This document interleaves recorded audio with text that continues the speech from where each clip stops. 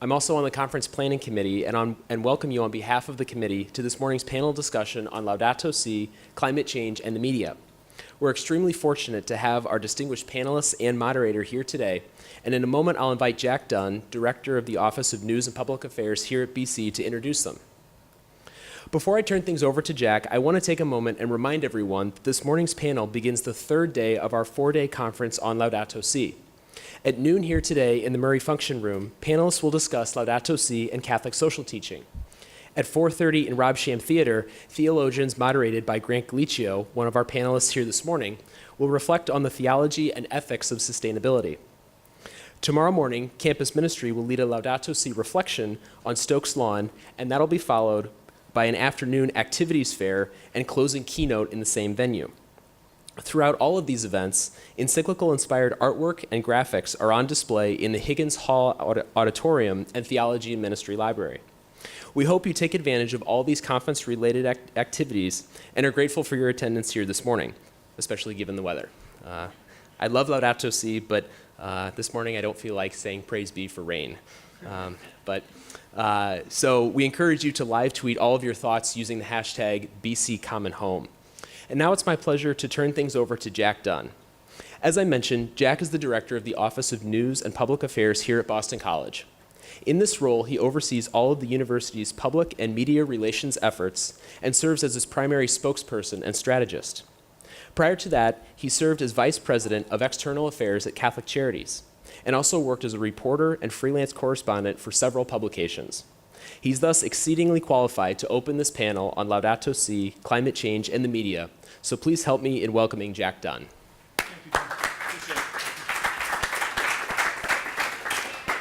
Thank you, Dan. Good morning, everyone. And on behalf of my colleagues, Jim Keenan and Dan DeLeo and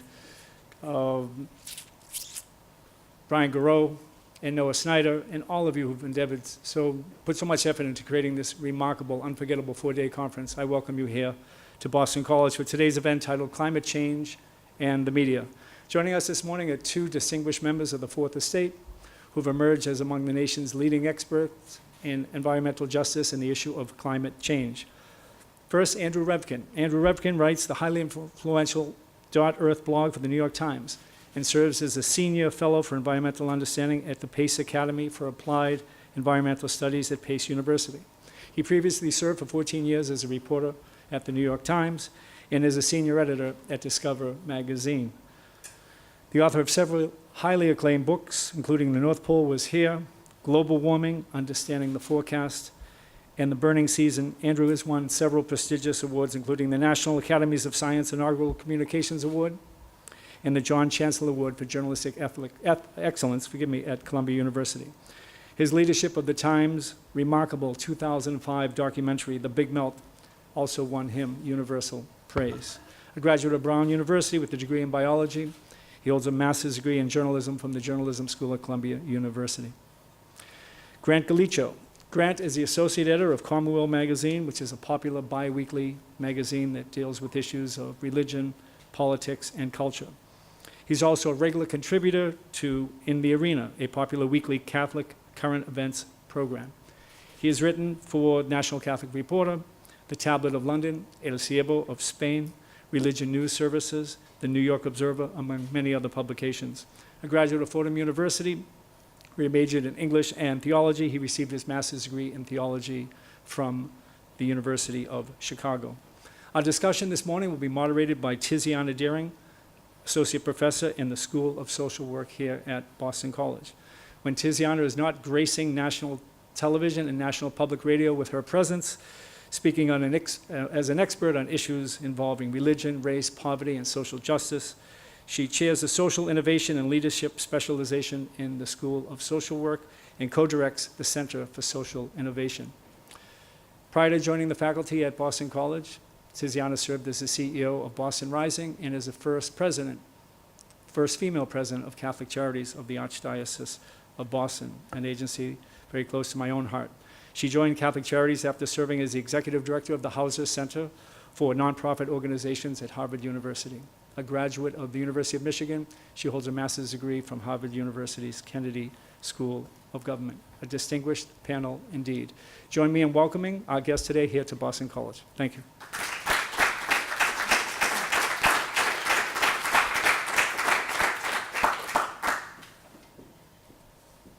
Good morning. Thank you for coming. We will ignore the irony of the weather, given the subject matter this week, but I thank you for braving it to be here for what I know is going to be a fabulous conversation. To that end, I'm going to say as little as possible right now because I can't wait to start learning. But let me just frame us up very quickly by saying this is an opportunity to discuss how the world consumes the information and the messages coming from Laudato Si and the Pope's recent visit here to the United States. It's an opportunity to look at the quality of the questions and the coverage, figure out what's shaping our public conversation, and maybe analyze a little bit what we are and aren't talking about that maybe we should or should not be. So that'll be the rough focus of my questions for our panelists. Here's what you can expect. We will ask each of them to provide, 7-8 minutes of comments first. I have a set of canned questions that I hope to throw out and ask some more interesting ones as soon as they're done. And then as quickly as possible, I will try to move us to questions and discussion with the audience, which I think will be most edifying. So thanks for being here this morning. I'll get us some mics for the table, but for your comments, why don't I ask you to come to the podium? And Grant, why don't I invite you to come first? And we'll... There, you can. I can just do this. Do you need to project, or is that just your notes? I don't need to, just my voice. Got it. So, this is full of stuff that should never end up in a landfill. All right, so I just want to say a few things about how the Pope has been covered. He's often called the Pope of the people. So I call him the Pope of process, not just because I have a weird love of process theology. But he's also become, I think, the Pope of the media. I mean, I've never seen anything like this, probably since, and I was too young to remember this, but not since John Paul's visit to the States have we seen any kind of hoopla surrounding the Pope. However, it's not all been positive. I'm sure a lot of you have noticed that there's been some conservative criticism of the Pope. Some of it has been a bit unhinged. So I just want to go through some of that for you. I'm sure you know some of this, but it's actually just fun to read. So George Will in the Washington Post.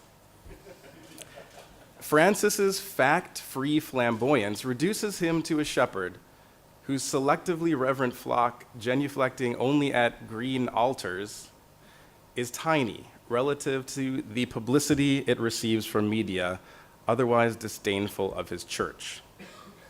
Will continued. He stands against modernity, rationality, science, and ultimately the spontaneous creativity of open societies in which people and their desires are not problems, but precious resources. He also hates kittens. Okay, no, he didn't. He didn't actually say that, but I think he was thinking it. George Will continued, Americans cannot simultaneously honor him and celebrate their nation's premises. I mean, that's strong. In Will's paper, the Washington Post, there was a recent editorial whose headline was, "The White House is more afraid of offending China's president than the Pope." That piece then went on to repeat the thinly sourced claim that the Vatican was concerned that among the 15,000 guests who were invited to greet the Pope at the White House, there were a handful of people who disagreed with him on mostly sexual issues. Again, the Washington Post, totally on a roll. Rusty Reno, editor of First Things, had the following to say about Pope Francis. This is kind of long, so just bear with me. A bishop's job is to pass on the faith, and thus the hierarchy of the Catholic Church usually puts a premium on stability and constancy. By my reckoning, therefore, it's best to think of the Catholic Church as enduring Pope Francis. And endurance is often a fruitful spiritual discipline. So I guess that's the plus. Rusty went on, the verbal extremism of this pontificate alone can be exhausting, and its paradoxical jabs and blows, first in this direction and then that. This does not mean Francis will not be very influential in positive ways. His papacy has already stirred up a great deal. But Reno asks, toward what end? It will fall on his less volatile successors to sort out what's worth keeping and what needs to be set aside. Then there's Fox News. Shocker. Adam Shaw, who's the news editor for FoxNews.com, sputtered. Pope Francis has declared war on those who aspire to provide a better life for themselves and their families, expressing the misguided snobbery of a man for whom money has never been an issue. In Crisis magazine, which is a pretty conservative magazine that folded maybe 5 or 10 years ago and has been resurrected online, we are an Easter people, William Kilpatrick wrote, "It takes a certain level of hubris for a man to take a public stand on the threat of global warming when he has no background in the subject and when the evidence for global warming is so sketchy." Maureen Malarkey in The Federalist, a very conservative webzine, whose influence is hard to measure, but whose volume is not. She's been writing against Pope Francis for months, and this is what she most recently wrote. "Make no mistake, there's malice in this Pope. It takes little sophistication to realize that the intentions by which people understand themselves to be motivated are often not the only ones that really drive them to speak and act as they do." So here she knows what his true motives are. She continues, "However incoherent Francis's logic on the issues from economics to munitions to the environment, his stridency makes clear his antipathy toward the developed world. In this, he is a commonplace leftist, intent on finding ever new sources of incrimination in the works of the West." This is an expansion on a theme that Malarkey first wrote in the journal First Things. "Francis," she wrote, "sullies his office by using demagogic formulations to bully the populace into reflexive climate action with no more substantive guide than theologized propaganda. Francis's loaded abstractions, a planet, quote, exploited by human greed, a vague, quote, economy of exclusion, and that old goblin, quote, the god of money, echo Reverend Jeremiah Wright's, that is President Obama's former minister, a world in need is run by white folks' greed." Malarkey continued, "Explicit racial component is absent from Francis's denunciations." Well, that's encouraging. But she said, "Nevertheless, hearers know which world, first or third, prompts papal hostility." The editor of First Things, Russ Serena, recently announced that they would no longer be hosting her blog. That's true. GOP candidates Jeb Bush and Rick Santorum have suggested that Francis, quote, leave science to the scientists. Rush Limbaugh, noted mime, said, "This global warming encyclical, that may be Latin for rant, har har, leaves no doubt what the political leanings of the pontiffs are." That is, and this is me, he's a Marxist. This is what Limbaugh thinks. But there's confusion not only on the right. I recently saw a Yahoo News headline that read, "Is Pope Francis the most liberal pope ever?" And then on Slate, "Pope Francis is a flaming liberal." Hopefully not contributing to global warming. But so I do think that there's been a tendency to downplay the Pope's statements, at least among liberals, on abortion, on gender, on sexuality. I mean, those are real. I mean, there's a sense that every time the Pope doesn't emphasize abortion in the way that previous popes have, it's as though a lot of people in the media and in the liberal Catholic media too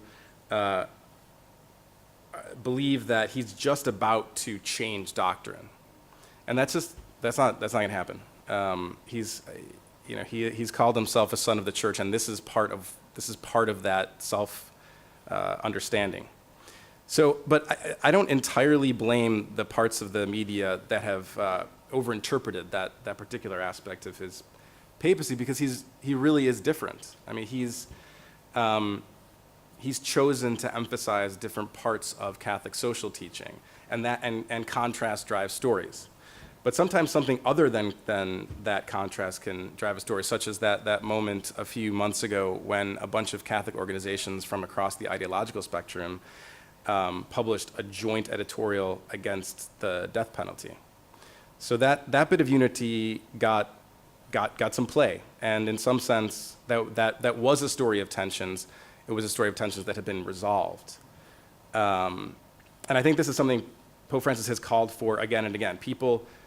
He wants people to come together in dialogue to solve actual problems. And I guess we'll see whether he gets what he wants. So I'll just stop there. Turn it over to Andy.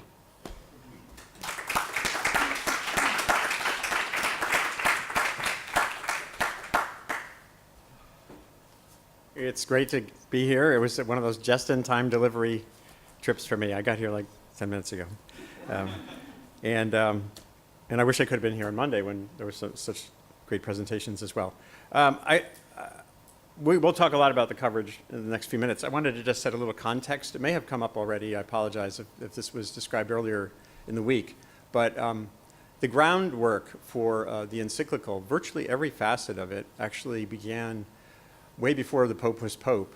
In 2011, there was a meeting at the Vatican. The Vatican has this Pontifical Academy of Science and one of Social Science. And the chancellor of that whole system, Archbishop Marcello Serrando, convened a meeting back in 2011 or so on the impact of glaciers of man. It was glaciers in the Anthropocene, glaciers in the age of us. There's a member of the Pontifical Academy of Sciences, Ram Ramanathan from UC San Diego, who spent a lot of time in the Himalayas working on the impact of soot on people's health, soot from fires, cook fires, and on the glaciers. And that meeting then coalesced in Serrando's mind the importance of climate change as an issue where, again, as you know, emissions from all the countries that have been burning fossil fuels for the last 100 or 2 years, us and Europe mainly, increasingly now China, are building a forcing on the climate system. Most of the impacts will be felt by the world's poorest people who have burned the least fuel. And so there's this fundamental imbalance, ethical and scientific, in terms of causes and impacts. And that was there, that was building within the Vatican when the Pope came in.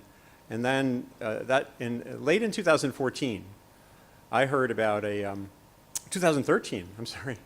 I heard about a meeting that was being planned at the Vatican on sustainability. It was called Sustainable Humanity, Sustainable Planet, Our Responsibility, something like that. And that's been my beat for the last 30 years. That question, and it was a question, what's our responsibility? And I just loved the whole thing. I started badgering the scientists I knew who had helped create the meeting, and I said, can I come? And I ended up being a participant, not just a reporter, which was really an unbelievably rare experience. You know, here I am, a lapsed Jew, a science writer with a degree in biology, and suddenly I'm commuting into the Vatican for 5 days through the gates, showing my passport to the Swiss guards, and getting to know the mix of people at that meeting, and the mix of subjects that were described was everything that's chapterized in the encyclical. So it was this kind of coming together of a groundswell of interest within the academies there in sustainability and climate change, and this Pope's interest in galvanizing sort of moral action with the rich doing something more meaningful for the world's poor and vulnerable. And what I thought really encapsulated the rarity and the importance of what happened, that was only the second time that the two academies have met together, the Academy of Social Sciences and the Academy of Science. The biogeographic, the sort of geological, physical people rarely rub shoulders with social scientists, let alone with theologians or church figures. So suddenly you had this 4 or 5 days of people from all those arenas rubbing shoulders. And there were two memorable things that came out. One, many, but Cardinal Maradiaga, I can't remember if he's a cardinal or bishop. Oscar, yeah. He is a cardinal, I think, right? From Honduras. He gave the opening keynote, and he said, I just love this line. It was the title of one of my pieces from from the meeting. Man is a technical giant and an ethical child. And that, again, encapsulates so many things that I've been writing about for 25 years and writing about climate change. I call it a race. It's a race. We're in a race between our environmental potency and our awareness. The awareness has been slowly building, but the potency, the ability to do stuff, to take down forests, to burn fuels, to fast forward our economies is unbelievable right now. But there isn't sort of a break in the system related to ethics. And just to give you one last inkling of how rich the meeting was, there was a 96-year-old oceanographer there named Walter Monk. He actually helped win World War II. He figured out the physics of waves on beaches in a way that he came up with an algorithm, this is, in the latter stages of World War II, on how that helped determine when we would invade North Africa, when we would invade Normandy. Didn't work in Normandy. There were other things going on there, but it worked in North Africa. And so here's this like sage physical oceanographer, and we're sitting there at one of the dinners toward the end, and I said to him, I turned to him, this isn't a piece I wrote too, I said, so Walter, how do you think we're going to do this? How are we going to get through this century? And he kind of paused and he said, he didn't say, carbon capture and storage. He didn't say a treaty. He said, it will take a miracle of love and unselfishness. And, again, there you had this science. It just sets the table. Science tells you the boundaries of the question, but it's your ethics, your values, and the mix, the complexity of interlaced, sometimes competing ethics and values that determine what we do or don't do. And so that's why the Pope had every right to be a part of this conversation, not because he had some background in industrial chemistry. It was the inverse. It was because he has a background in living a good life. So I'll stop there and we can go more into the journalism. Thank you.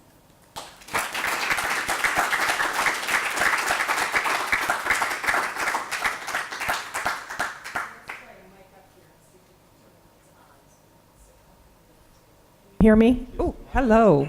Hi.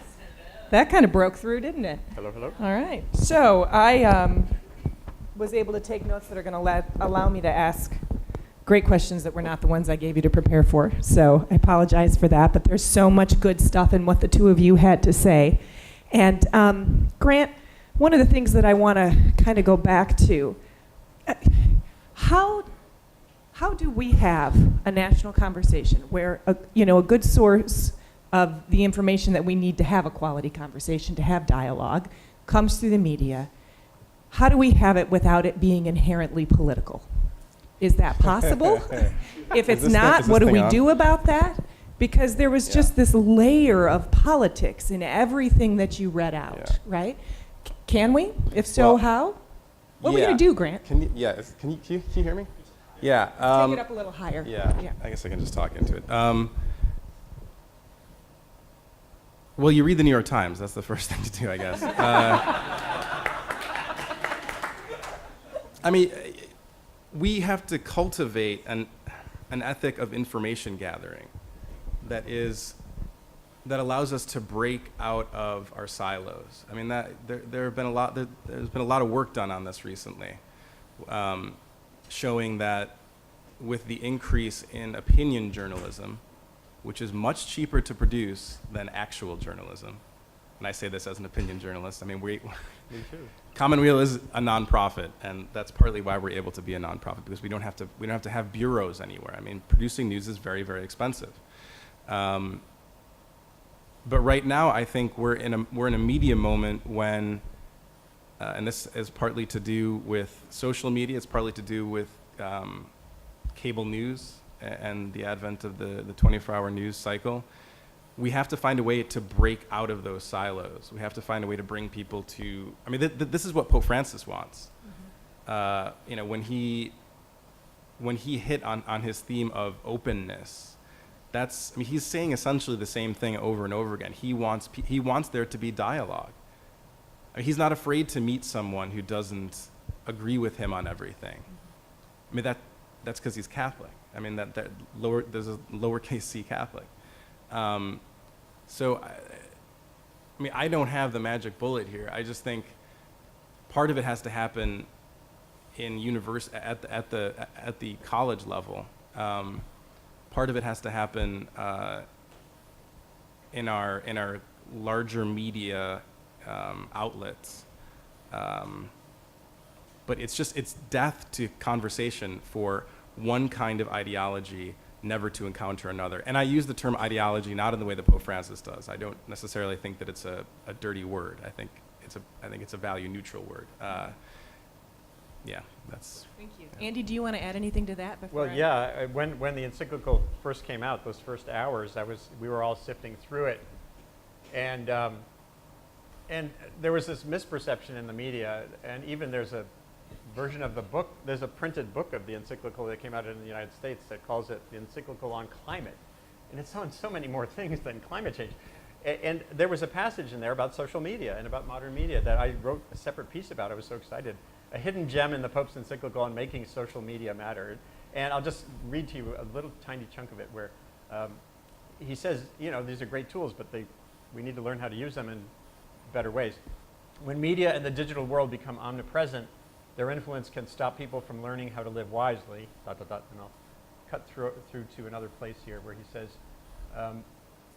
today's media do enable us to communicate and to share our knowledge and affections, yet at times they also shield us from direct contact with the pain, the fears, and the joys of others, complexity of their personal experiences. For this reason, we should be concerned that, along with the exciting possibilities, a deep and melancholic dissatisfaction with interpersonal relations or a harmful sense of isolation can arise. This is, I teach courses now in how to use the web. Thriving online is what I try to teach at Pace University. And the key line here, he said, efforts need to be made to help these media become sources of new cultural progress for humanity and not a threat to our deepest riches. And he talks also, there's a whole section on diversity, getting comfortable with diversity, engaging, as you said, with the other. I have a friend who's a pretty conservative preacher in my village in the Hudson Valley. They have the church sign, with the changeable type. And one day it said, hug your enemies. It messes with their minds. And I put that on .earth as well. And that's so those two things, in learning how to use these media in ways that are productive and not polarizing, is a key question of our time. And we're not teaching that. We haven't even remotely started to integrate that into how we teach and how we learn how to communicate. So I think it was a hidden, really important message.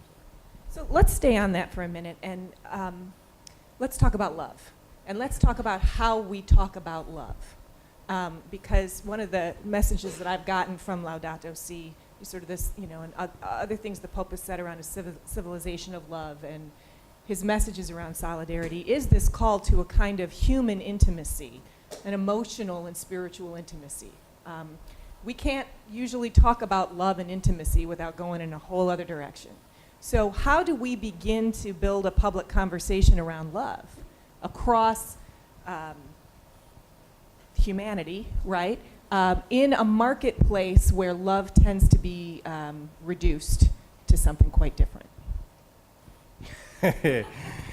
Actually, I have the answer to that question. Awesome. No, See, he asked me to ask him that before. it's weird. I think you use the word marketplace, and I think that's the problem. I mean, not that you used it, but the marketplace is I think, yeah, you really screwed up that question. No, I think there's something something embedded in the Pope's critique. I mean, in the encyclical and in pretty much everything he says. I mean, all of his addresses to the U.S. Church while he was here recently, that's a theme that he hit on again and again, the quality of the relationships that we have. And for him, it's about accompaniment. So not just looking at someone or looking at a problem and coming up with ideas that may or may not address it. For the Pope, reality is more important than ideas. And for the Pope, reality means engaging people where they are. So this is why he's always talking about a church that goes out of itself, that doesn't get stuck in a sacristy that's closed, like it's the hospital room that's closed. And when you're stuck in a hospital room, you just get sicker. So I mean, you know, as I'm complaining about it, that's a very abstract way of answering your question. But I believe that for Pope Francis, being close to people who are marginalized, being close to the excluded in a very real way, not just intellectually in the sense that, well, I'm thinking about, well, yeah, you can think about that, but for Pope Francis, it's not love until you actually put yourself in the presence of these people. Andy, do you want to add? Yeah, well, there's, like, as I said with Walter Monk, oceanographer mentioning love and miracles, many scientists don't know how to talk about that side of their lives. They get fearful because they don't want to enter the public sphere and undercut the credibility of their science by indicating that they have values-based brains as well. And I think the Pope has, again, kind of made it safe in a way to find ways to integrate those kinds of messages, even if you're a scientist, into how you talk about issues like global warming, which mostly have been dealt with from a technical realm. Like, you hear words like 2 degrees or numbers like 350 far more than you hear words like, we have a wonderful world, we're changing it in ways we don't really understand, but we know they'll have long-lasting impacts. I really feel strongly that we need to act more aggressively to limit our impacts. That's a values-laden statement, and there's ways for scientists to do this. This also requires a new kind of training. Although these issues, I mean, we've had plenty of issues in the past where science is involved with contentious issues where policy, where values are there too. You just talk in 2 sentences. I'm a scientist. I study sea ice, or I run a climate model. These are my findings. Period. I'm a father and a voter, or just a citizen, and I feel strongly that my view is we should have a carbon tax. And then by compartmentalizing the love, the values part, and the data part, you're making a very important distinction that too often gets mashed up. Al Gore, frankly, was not always good at that. He would mix the moral message with the science in a way that made you either swallow it or reject it as a single pill.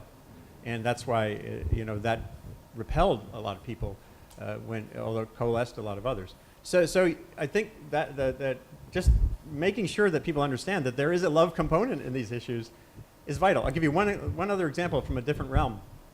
And I was just talking about this with Naomi Oreskes, who's a great historian of science here at Harvard down the road, and it's on the blog too. We were talking about love and science, and I remembered 22 years ago I was interviewing E.O. Wilson, who about rainforests, and he kind of started in with this boilerplatey, oh, they're important, it's the source of medicines, there's all this diversity of species, and they're the lungs of the world, and blah blah blah. And then I said, but what drives you? Like, what connects you to rainforests?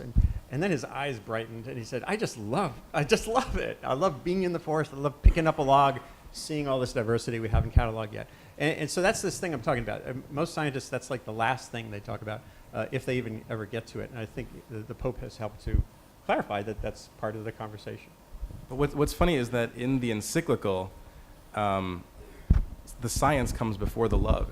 It's like there's something. I mean, it's interesting. And I had read that one of the preparers of this document had given an interview in which he explained that the first draft actually had that flipped. And apparently, what the Pope chose to do was to begin with the problems, the scientific realities that we face. And then he moves into the question of creation and love of neighbor and other and environment. So, folks in the audience, I'm going to ask one more question, because I get to, because I've got this. And then after they've answered it, we'll be coming to you, giving you an opportunity to ask some questions. So you might want to start thinking about what you'd like to hear. So one of the things that I thought I would read and hear about, and really haven't over the last few months, is sort of the irony and the juxtaposition of this encyclical coming out on the 10th anniversary of Hurricane Katrina, and how it might have instructed our response, or the way we morally, ethically, and democratically processed our response to Hurricane Katrina when it happened, if it had come out 10 years ago. And I wonder what, I'm just dying for someone to reflect on that a little bit, and I don't feel like anyone has, and yet it feels like they both sit there in the middle of the table, kind of begging to be associated. And two, coming back, Grant, to this, I'll use my word, that encounter, right? People coming in contact with each other. The Pope wants things to be real, which is where people are, and the more you encounter people, the more love comes forward. Part of what was interesting about the media coverage around Hurricane Katrina is that the reporters had real encounter with the people experiencing the crisis, and it dramatically changed their own voice, right? They didn't just report the data, then they started reporting their own reactions, and they were responding sort of from a place of emotion and love. And how do those two things relate? What does Laudato Si have to say for us about how we experience something like a Katrina here in the US? Or am I just crazy and there's not a link, it's just a calendar thing and I should let it go? No, you're thinking like a journalist. Anniversary. I actually didn't see any coverage that linked the anniversary to the encyclical. Did you, Andy? No. Well, and actually, there was another moment I was thinking, even before the encyclical came out, that the Pope might do that himself when he went through to Tacloban in the Philippines, which was devastated by that hurricane. He at that point he hadn't formulated his full view of the climate science. And here's one of the hard things about climate change and climate science is hurricanes are really complicated. In 1988, when I wrote my first big cover story about global warming, it was all really simple. Warmer water, warmer oceans, more ferocious hurricanes, more fuel for that engine. Everything got way more nuanced ever since. We know that El Nino kills hurricanes in the Atlantic, intensifies them in the Pacific. The models have been refined. Now it looks like a warming world will have fewer hurricanes overall, but the ones that form will have a higher chance of becoming more powerful.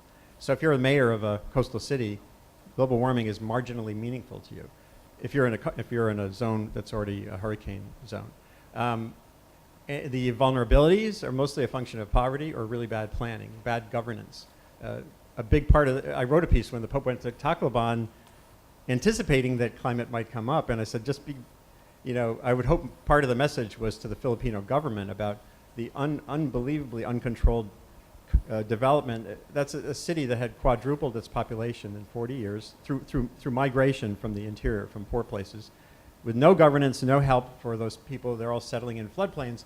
Along comes a typhoon. In the middle of Typhoon Alley, that part of the Pacific is a shooting gallery with typhoons. And so the huge exposure to the risk was not because of global warming, it was because of people moving into harm's way. So the message gets really complicated in a hurry. New York City was slammed by an unbelievable hurricane. It was either 1821 or 1823. I always mix it up. And it was so big that it briefly split Lower Manhattan from Midtown. It became two islands because the shorelines weren't as developed as they are now, obviously. Hurricanes can happen in the city. Rising seas will make each one more impactful, but it's such a morass that if anyone tried to make it the link, I would say it's not really justified. And the Pope's, when you really look carefully, the Pope was pretty nuanced in how he handled the global warming science. He did acknowledge that warming is happening, humans are involved. He didn't. There were scientists who were badgering me. Had you heard? What's he going to say? Is he going to say is he going to accept the IPCC findings? They were desperate. The scientific community was, and the NGO community was desperate for how far he was going to go for weeks and weeks. And so it's just so interesting. But hurricanes, I wouldn't put in the mix. Rick, how about you? No, but what Andy said was right. Just on the question of whether climate change causes more extreme weather, that barely features in the encyclical, and it's actually where he is most cautious. He's much stronger on fossil fuels and pollution. So I guess the thing that I was thinking about was more when there are large weather events, whether they're caused by global warming or other features, the poor, the vulnerable, and the marginalized are the most likely to suffer the most. And there's a set of expectations about our responses that we will either live up to or not. And for me, Katrina was really a crisis of our responses. Who suffered, how we responded, how we didn't respond, and how our infrastructure, social, political, and physical infrastructure was designed or not to be responsive. So I think that was the dimension of the encyclical that I thought played out more than the hurricane, although it's a fast, quick trip to, oh, well, that must be climate change causing that, and look how terrible that was. So, There's one other quick thing before we get to the questions. One of the most interesting things was just as I said, there were these expectations. What's he going to say? What's he going to say?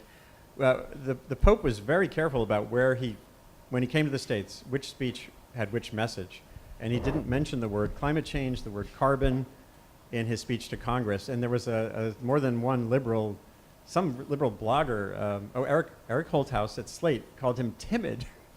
We're not mentioning the word. And then, of course, at the UN, actually, even at the UN, he didn't hammer it. I think he's a very practical man, and he knows which message will resonate where. And I call him practical and smart and wise, and how he shaped his message is not timid. There's nothing about him that strikes me as timid. Anyway. Jim's got first question, so I'm just going to give him this mic to ask. So this is a question about coverage and how the media helps the media get to the point. So we just had Cardinal Turkson here, and a week before he came, he did an on-point interview. And there were a number of different things that one could talk about that interview, but at one point he said something he reiterated here on Monday. The encyclical is not an environmental encyclical, it's a social encyclical. As a matter of fact, that the more you thought about it, the more it seemed very attractive. But on hearing it, it sounds like backtracking. And it was reported as backtracking. When the Pope stopped at Independence Hall and made all sorts of comments about religious liberty, the news media basically presented a fairly reductive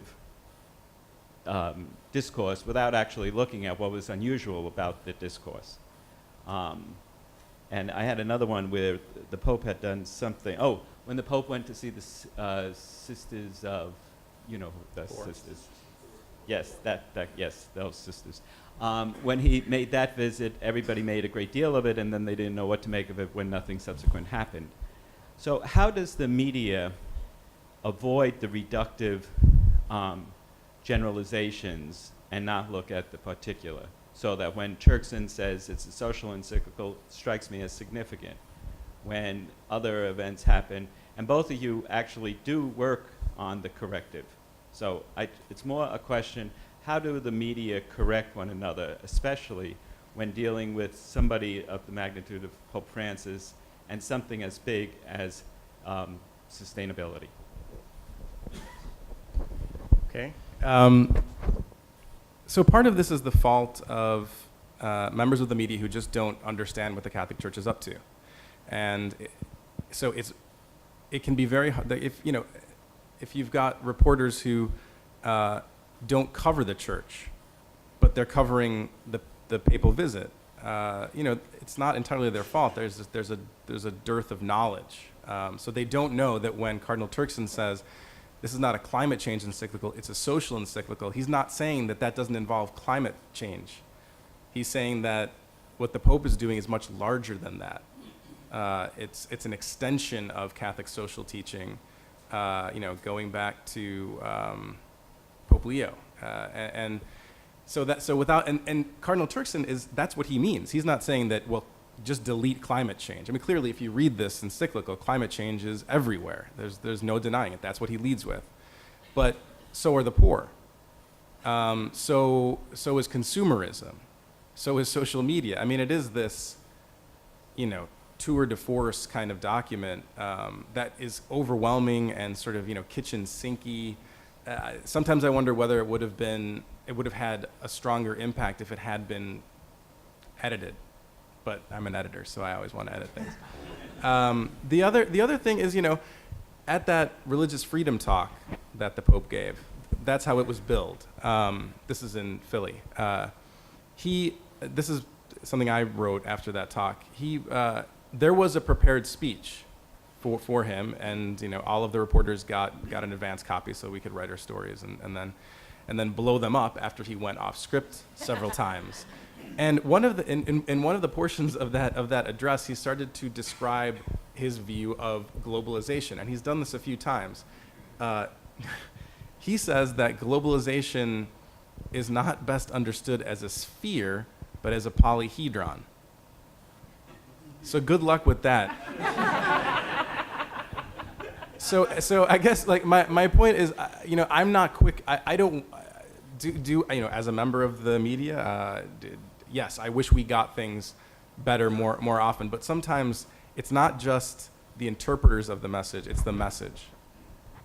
And just briefly, just to extend that, this is not an issue confined to papal coverage. Every time something like climate change gets to be a political question, like in 2009, the run-up to the climate bill that failed in the Senate, it was covered just like every other political thing. Who's winning, who's losing, the strategy for getting the bill passed, how they're recruiting allies and enemies and lobbying, and hardly anything about the substance. Would it actually matter? Were there too many giveaways to farmers for carbon that we don't even know how to measure yet coming into a field? And that just wasn't there because the people covering it are not, as in this case, not theological reporters, they're political reporters. So they cover it through the lens of politics. And, Peter Baker at the New York Times is White House correspondent, so you cover it with that context. And that's why this kind of happens. And of course, in the modern media environment, it's worse because there's fewer and fewer experienced specialists out there to give that context. Other questions from the audience? Back there, Dan. Down the middle on the left. Okay. Thank you so much. So this will sound silly. So climate change is a very politically divisive issue. And a lot of us who have worked really hard to organize this conference saw the encyclical as a moment to bridge the political divide. And seeing this message of climate change and ethics and working for the poor and doing something politically and actively about climate change coming from Pope Francis, we thought, this is amazing. Maybe this is where the message has to come from. I don't know enough about past encyclicals, but I thought it was pretty surprising to see that the New York Review of Books did a review of the encyclical. Maybe they've done that before, but anyways. The thing that depressed me a little bit was when I saw that Verso Press came out and was offering a free electronic copy of the encyclical, and they had retitled it something like Pope Francis's encyclical against capitalism. And I'm thinking to myself, it's something like that. Wow. How is that helping to bring the message Oh, it's not. to anyone, right? Really So not. They're it's both looking it up right now. yeah. So it continues to be a politically divisive issue, and I'm wondering how the media can help us, separate the reality from the noise, so that climate change isn't presented as an argument between two different groups as if they represent reality, when reality is really only on one side, that climate change is anthropogenic, and on the other side are a small group of strange scientists employed by ExxonMobil. Well, I have to differ with you on one aspect of what you said. Well, I agree with most of what you said. The part where we differ is on that it's binary and or imbalanced. There's a whole range of feelings about global warming. And there are a few scientists who are on the payroll of libertarian groups or Exxon who are a source of information that is not constructive. But there's a whole range. And at Yale, there's a group, two different groups study this. Culturalcognition.net is a website to explore that there are basic reasons why people come to the same body of data and come away with powerfully different conclusions. And especially when an issue has become politicized. And this is one of the things that drove me out of full-time journalism, was realizing that I looked at this research that basically says more information doesn't matter. And as an information provider, that's kind of a hard message to get, to really absorb in mid-career and still want to keep doing journalism. So there's a lot of that too. And this is why, again, what you just said is only the first question is the world warming, and are we part of it? And that's a yes. But how dangerous is it? And what do you do about it? there's two things there. One is deep uncertainty still on how warm it'll get, et cetera.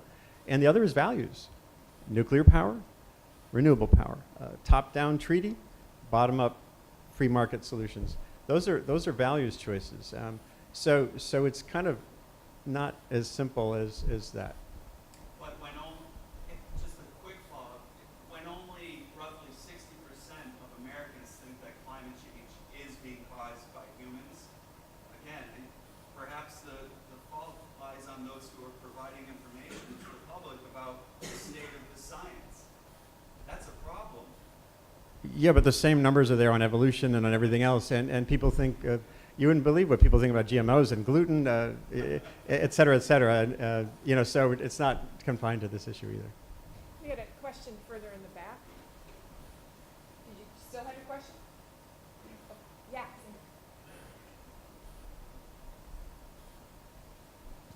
Well, it was essentially the same question, but I really wanted to see if we could get at what is the responsibility of the media for putting out, we've all heard the term fair and balanced coming from Fox News, which is anything but fair and balanced.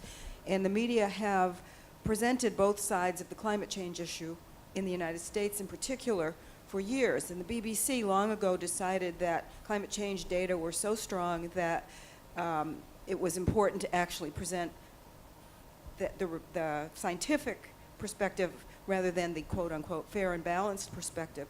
So what responsibility do the media play in actually putting out information that helps to educate the public? I mean, it's problematic that more than half of our senators and congressmen don't believe in evolution, it seems to me, and that more than half don't believe that climate change is anthropogenic. So does the media have some sort of responsibility to help to actually educate people? Yes, of course.